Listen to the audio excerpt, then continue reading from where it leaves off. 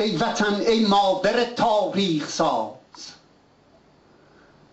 ای مرا بر خاک تو روی نیاز، ای کویر تو بهشت جان من، عشق جاویدان من، ایران من. ای دلم لبریز از آمال تو، آبرویم عین استقلال تو. ای ز تو هستی گرفته ریشه ام، نیست جز اندیشت اندیشه ام. مرز پر عرض تو مرز پرگوهر، مرزدارانت دلیر و پرهنر. آرشی داری به تیر انداختن، دست بهرامی به شیر انداختن.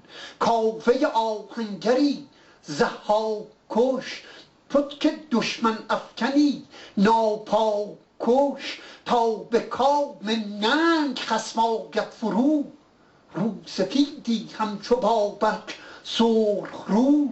در ره خاک وطن جان باختن، چون جلال الدین به جیحون تاختن. ملتی خون وطن در پیکرش، پیکری خاک وطن تاج سرش.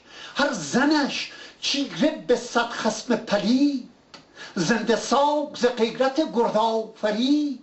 رخشی و رستم بر او پا در رکاب، تا نبیند دشمنت هرگز به خواب. مرزداران دلیرت جان به کف، سرفرازان سپاهت صف به صف. خواب دشمن را پریشان کرده اند، دست او کوتاه پذیران کرده اند. خون به دل کردند دشت و نهر را، بازگرداندند خرمشهر را.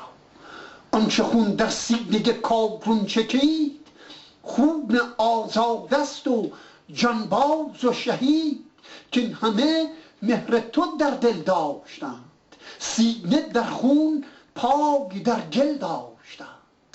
در شکوه شوکت میعادشان، آسمان لرزید از فریادشان. ای وطن ای خانه ایران من، خانه اجداد و فرزندان من.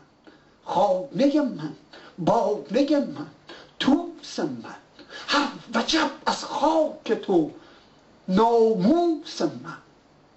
آه فرزند تو بی ناموس نیست، غیرتش کمتر ز پیر طوس نیست. ای دریغ از تو که ویران بینمت، بیشه را خالی ز شیران بینمت. خاک تو گر نیست جان من مباد، زنده در این بوم و بر